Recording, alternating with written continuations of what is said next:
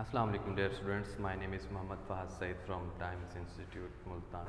Today I am presenting you the subject which name is differential equation 2. Students, differential equation 2 start करने से पहले आप लोगों ने differential equation 1 भी पढ़ रखी है, जिसमें हमें मालूम है कि what is differential equation, what is ordinary differential equation, what is its order and what is its degree. तो स्टार्ट करते हैं स्टूडेंट्स बेसिक से, जो कि हम डिफरेंशियल इक्वेशन 1 में भी रीड कर चुके हैं और समझ सके हैं. Differential equation is an equation involving derivatives of an unknown function and possibly the function itself as well as the independent variable.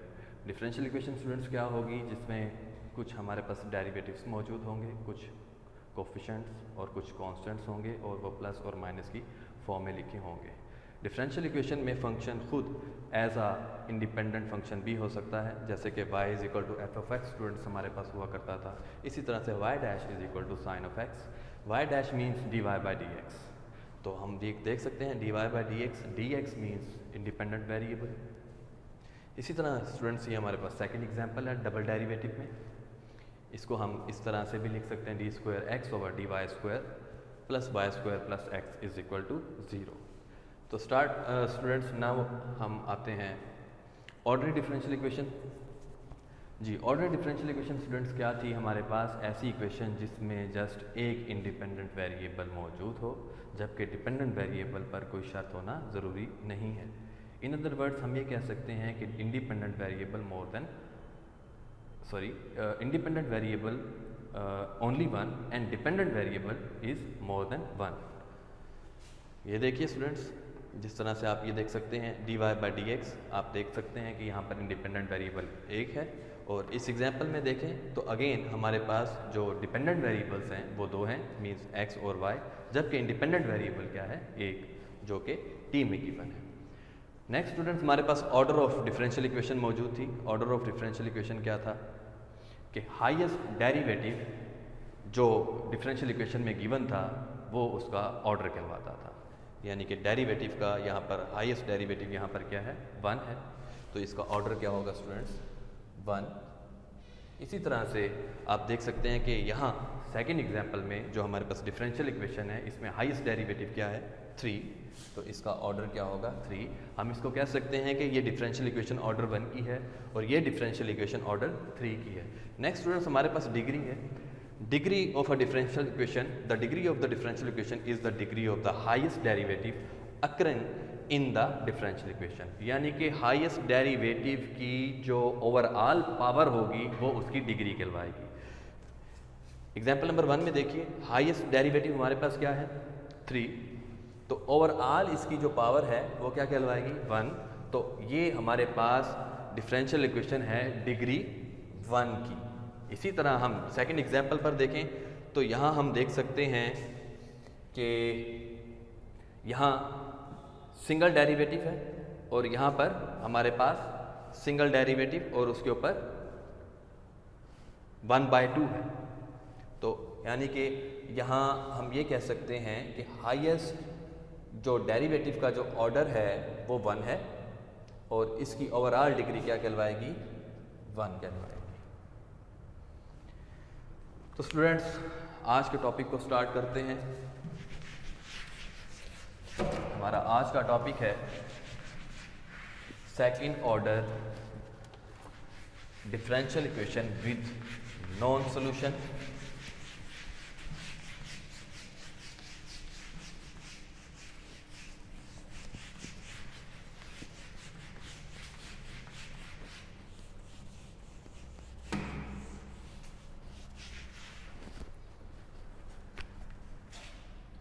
Second order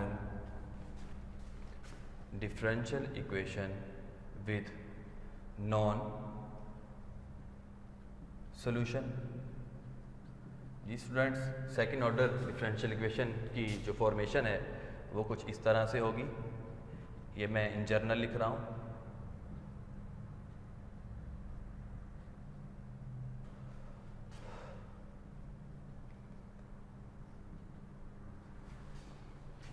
तो स्टूडेंट, इसमें हमारे पास second order differential equation with known solution में दो methods हैं। First method हमारे पास कहलवाएगा simple method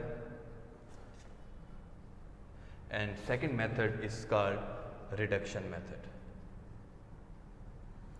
now starts with the simple method. What is simple method और what is the procedure of the simple method?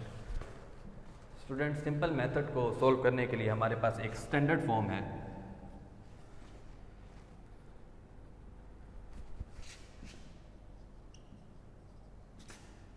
वो स्टैंडर्ड फॉर्म क्या होगी? dy by D X square plus P of X dy by D X plus Q of X Y is equal to 0। Student, हमारे पास जो भी given differential equation होगी हम इसको इस स्टैंडर्ड फॉर्म में रिड्यूस करेंगे।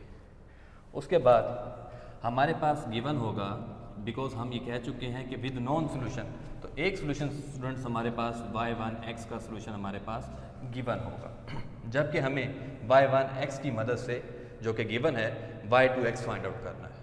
और y2x फाइंड आउट करने के लिए हमारे पास स्टूडेंट्स एक फार्मूला है, y2x is equal to y1x integration e raise to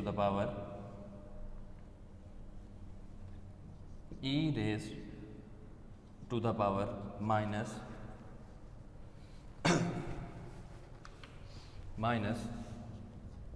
p of x dx divided by y1x whole square into D of X. जी स्टूडेंट्स, ये हमारे पास रहेगा। जब हम y2x फाइंड आउट कर लेंगे तो हम फिर आगे जनरल सॉल्यूशन की तरफ जाएंगे, जो कि जनरल सॉल्यूशन हमारा इस तरह से होगा y is equal to c1y1 plus c2y2। जी स्टूडेंट्स, ये तो था इसका प्रोसीजर। अगेन मैं रिपीट कर दूं, सिंपल मेथड हम रीड कर रहे हैं। सिंपल मेथड में हमारे पास जो स्टैंडर्ड फॉर्म होगी सेकंड ऑर्डर डिफरेंशियल इक्वेशन की, वो इस फॉर्मेट की होगी। y1x हमारे पास गिवन होगा और y2x फाइंड आउट करने के लिए हमारे पास ये फार्मूला है। जब y1 एंड y2 हमारे पास गिवन होंगे, जब हम y2x फाइंड आउट कर लेंगे तो हमारे पास जो जनरल सोल्यूशन होगा वो कुछ इस तरह से दिया हुआ होगा। तो स्टार्ट करते हैं इसका क्वेश्चन स्टूडेंट, सिंपल मेथड का, और उसके बाद हम सेकंड मेथड जो कि रिडक्शन मेथड है उस तरफ आएंगे। जी स्टूडेंट, हमारे पास क्वेश्चन गिवन है, द फंक्शन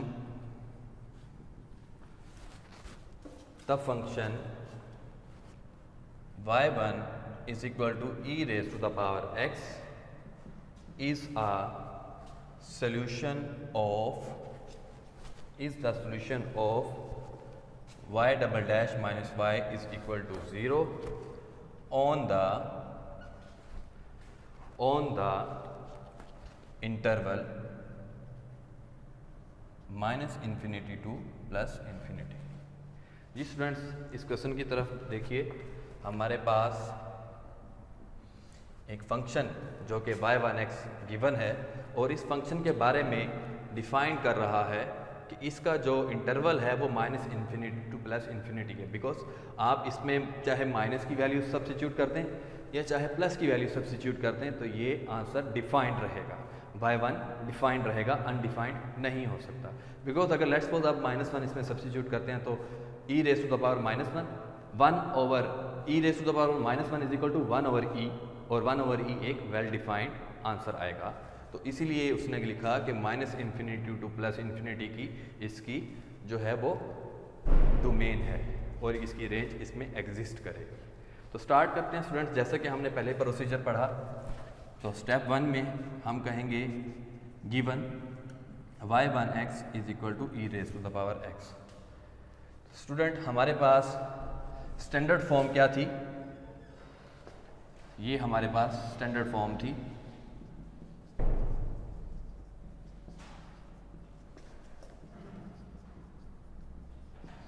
तो कंपेयर कीजिएगा अपनी इस स्टैंडर्ड फॉर्म को इस क्वेश्चन के साथ। तो देखें यहाँ पर हमारे पास जो गिवन क्वेश्चन है y single derivative y dash given नहीं है, तो हम यहाँ कह सकते हैं here p of x is equal to 0। जी स्टूडेंट्स, पी ऑफ एक्स हमारे पास 0 है, जबकि गिवन हमारे पास क्या है, y1 is equal to e raise to the power x. Now we find y2x. Now we find y2x and we know that y2x is equal to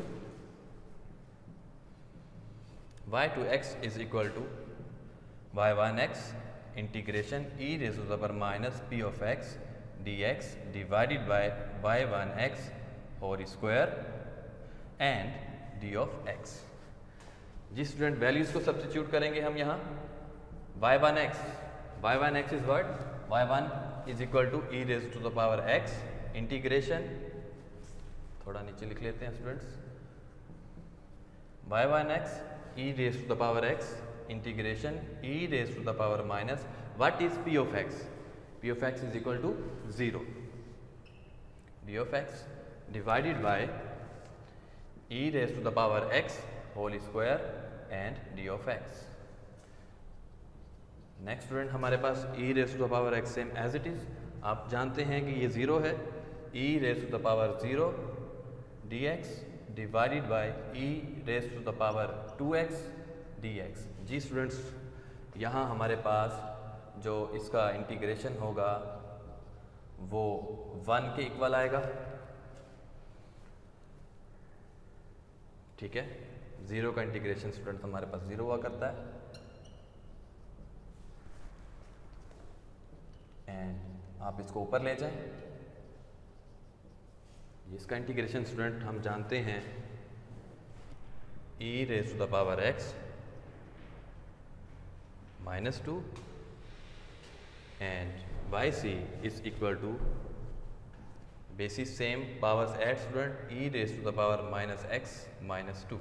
तो ये student हमने बेसिकली क्या निकाला, y2x निकाला. तो आगे इसकी जनरल सोल्यूशन की तरफ स्टूडेंट बढ़ते हैं.